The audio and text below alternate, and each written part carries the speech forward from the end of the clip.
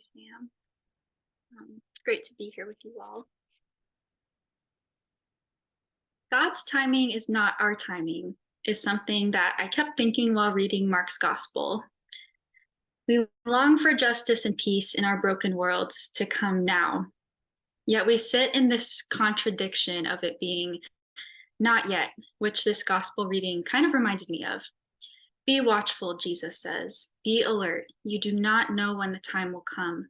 What I say to you, I say to all. Watch.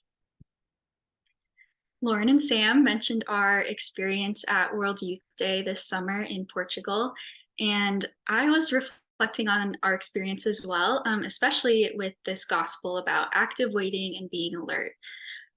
At World Youth Day this summer, among hundreds of thousands of young Catholics from all over the world, our Dignity group was very visible in our pride sashes, just walking around the streets of Lisbon, which drew, various kinds of attention, mostly good and some not so good, like Sam talked about. And I had many conversations with people there who were hesitant and unsure, yet they stayed long enough just to have a conversation with some of us. And one of these conversations was with someone I met during the English catechesis session who was from Singapore.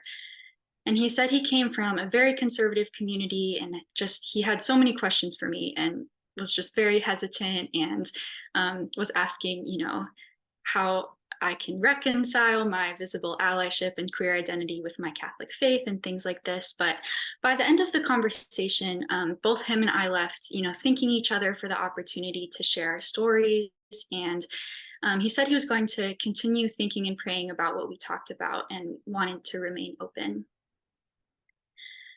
So this experience kind of reminded me of this frustration of this slow-moving transformation sometimes of people's hearts toward LGBTQ acceptance when it feels like that acceptance is really needed now, especially in a world of where there's really hateful and dangerous laws and actions. And then I also think of the small acts of love being done by chosen families, affirming churches, communities, lawmakers, people and organizations like Dignity doing really important work toward justice and inclusion and acceptance.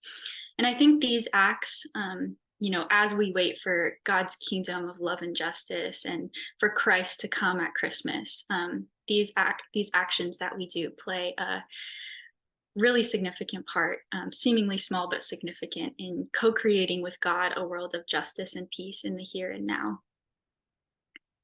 Yet we can't do this work alone or we burn out. We need Jesus and we need our communities.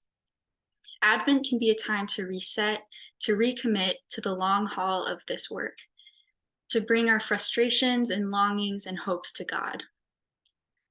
Advent can be a season to simply be filled with God's love for us, which can give us nourishment and strength for the long journey ahead. The psalmist in this week's readings sings, "Lord, make us turn to you, let us see your face." I also imagine God saying this back to us. "My beloved, turn to me and let me see your face. I love to see your face." I also wonder if this is a call for me to see the face of the other in this way too. The person who I spoke with at World Youth Day, or even difficult family members.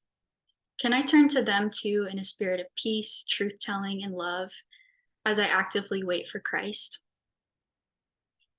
Here in the Northern Hemisphere, it's the beginning of winter, a time of darkness and longer nights, and cold and hibernation in the natural world. For us too, it can be a time to turn inward toward the quiet inside of us, to reflect on our past year and for the year to come, for the journey ahead.